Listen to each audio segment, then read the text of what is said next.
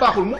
anti moral wala mu bañ anti moral baax na parce que ñoom lañ ko jox constitution moo baaxul. Ousmane Sonko boo nekkoon président vous ferez exactement la même chose. waa Aliou dama ne rek man leen rek laa wax. non dama ne man dama bëgg ñu continuer. waaw dañuy continuer mooy mbir mi xam nga report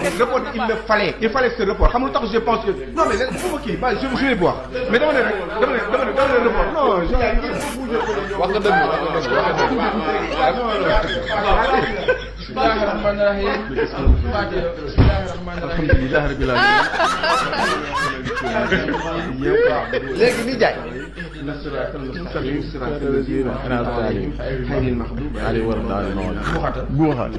waaw léegi ni jaay kenn du guuxe càmm waaw ndeyjoor léegi taarkal jërëjëf léegi nijaay xam nga da nga am point boo abordé muy point bu am solo non point bi la wax léegi xam nga sama nijaay dafa am God have mercy upon us.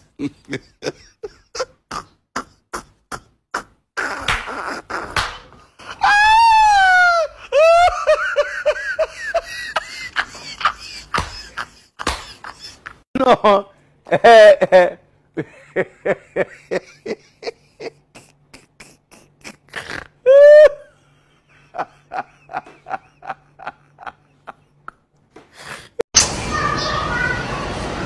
mu pétrole bi que ñu ngi koy séddale. hey asalaamaaleykum sama gars yi maa leen di ziare bu baax a baax di leen jox seen wàcc waaye di leen dalal seen YouTube di leen wax ngeen di abonné bu baax a baax ak di like vidéo yi di leen wax ne maa ngi ànd ak Serigne Moustapha Mbacké di Serigne Abdou Lahad Mbacké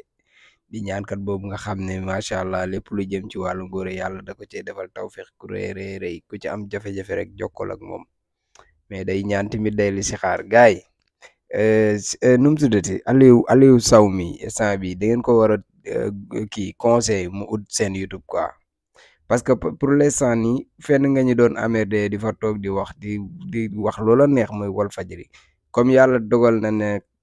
injustice bi nga xam ne moo tegu ci seen kaw mooy tëj nañ télé bi pour l'instant nii ngay wër di dem si yeneen plateau jàmbur gis nga plateau yooyu ñu ngi fay fekk bokkut ak ñi nekk Walfadjri ay nit yoo xamante ne nii peut-être say dëkkandoo lañ dinañ maslaaw ak yow parce que yéen a bokkut benn kër bi ngeen di liggéeyee la comprendre nga fee nag da nga fay fekk ñoo xamante ne nii ñoom paasen nga xam ne moom lu ko saf lay wax te amul pression dañ lay xor ñooñal ba nga dee si plateau bi nag yow fi mu toll nii waxeetoo argument waxeetoo xam-xam maanaam da ngaa topp sa xol rek di dem instant bi Aliou Sow yow amatoo droit sax di toog si ay plateau pour l'instant nii man su ma doon yow la da ngay toog ba sa xol bi giif nga ut glace comme niñ la ko waxee noonu del naan glace gu bari nga jënd meew pëndax meew bi di ko zirik parce que pour l'instant nii boo ko deful sa xol bi day dagg de ni nga bëgg a def nii di wër si plateau yi di génnee li nekk sa xol bi nii di topp sa xol baaxul après da ngay gaañu quoi liy baaxul si yow naanal ndox mu sedd nga toog sa kër nga noppalu sinon boo ko deful di topp si plateau yi di demee sa xol nii gars yi dinañ la rey foofu parce que dañ lay teg loo xam ne attanoo ko imagine toi nga toog si plateau di wax gars yi ñëw tiim la yor ay kaas ndox di yow fi ndel nii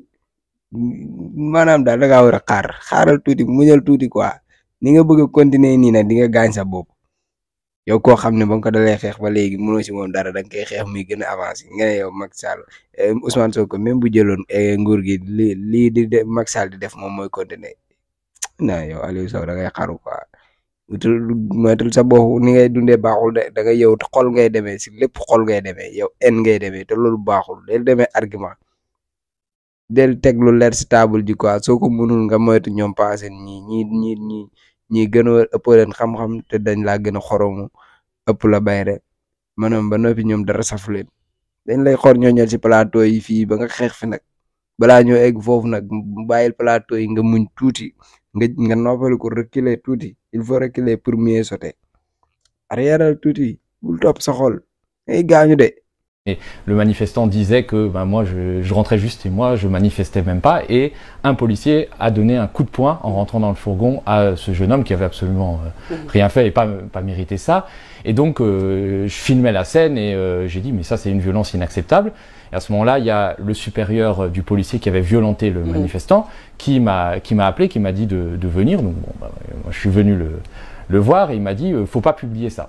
Le chef de la police. Ouais, je ne sais pas si c'était le chef, en tout cas. Il t'a dit de ne pas publier la vidéo. Il m'a dit de ne pas publier, en gros, ce que tu viens de filmer. Et je lui ai dit, mais votre collègue, il a frappé un manifestant. Et il me répond, non, il n'a pas frappé. Alors je lui demande, mais pourquoi vous voulez m'empêcher de publier la vidéo? Et à ce moment-là, il m'a donné une tape sur l'épaule et puis il m'a renvoyé parce que moi, je suis journaliste et bien sûr que je respecte la souveraineté du Sénégal, mais on est avant tout des êtres humains. Et voir une personne se faire violenter par la police, quoi qu'il ait fait, est pour moi inacceptable. Et donc je disais simplement aux policiers que c'était pas normal de violenter un manifestant. Et si demain il y avait des journalistes sénégalais qui étaient en France, ils pourraient tout à fait le dire, parce que nous aussi en France on connaît des violences policières et parfois les manifestants souffrent de l'action de la police. Donc on pourrait le vidéo bi yaakaar naa ne yéen ñëpp gis ngeen ko wala boog ñu am na ñenn si yéen ñoo xam ne gis nañ ko mooy tubaab bi nga xam ne moom moo demoon si policier bi di wax ak moom policier bi négocier ak moom.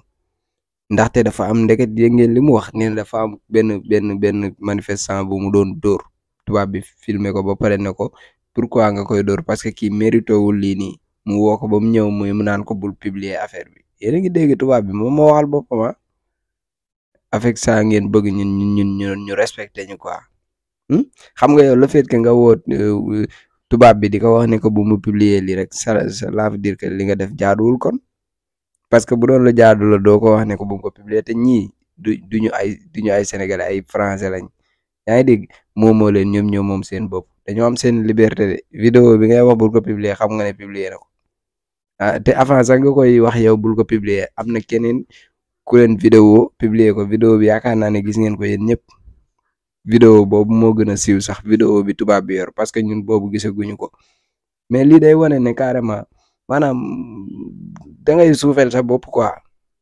da ngay suufeel sa bopp ndax mu ngi nii tey léegi instant bi nekk na fi stade mu ngi wër di wax yow li nga ko wax nee na yaa ko wax ne ko bul publier vidéo bi parce que lu tax bul ko publier mooy li nga def jaadul manifestant yi seen ay rak lañ seen ay doom lañ seen ay jarbaat lañ même bu fekkee da ngeen jàpp ne sax defuñu yoon boo leen di teg si yoon mérito nañ leneen lu dul ay dóor ku manifester wu boo leen ko jàppee jàpp leen ko ngeen dugal ko seen fourgonnette ngeen yóbbu ko. bu dee dafa def loo xam ne dafa jar tëj ngeen tëj ko bu dee lu jarul tëj ngeen bàyyi ko mu dem ñibbi mais di dóor quoi amoo leen benn droit di dóor kii que ce soit parce que ñi ngeen jàkkaarlool yoruñu ay arme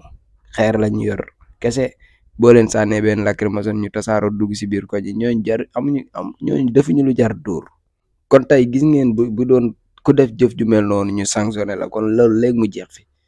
parce que manifestation yàgg nañ koo gis fépp ci àdduna bi gis nga ñoom seen dëkk. gis nañ fa ay façon manifestation yu nekk mais gisoo leen force de l'ordre di jàpp ay nit di toroxal di dóor di gaañ di déedéet mais gis nañ fi femme boobu benn policier jàpp di ko mbéj di ko dóor comme ça man na kuy dóoranteeg moroomu góorama ci koo xam ne jigéen la après loolu du am benn sanction boo xam te ne ni mooy tegu si kaw ñi def loolu quoi ñi manifester seeni rakk lañ seeni frère lañ ko leen si jàpp da ngeen koy teg si yoon mais yoon bi ngeen ko war a teg du dóor am leen droit dóor kenn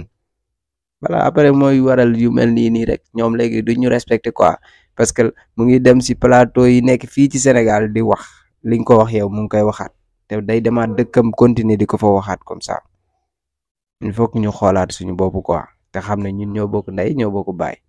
yow boo gaañee manifestant bi sa rakk nga gaañ manifestant bi bu la gaañee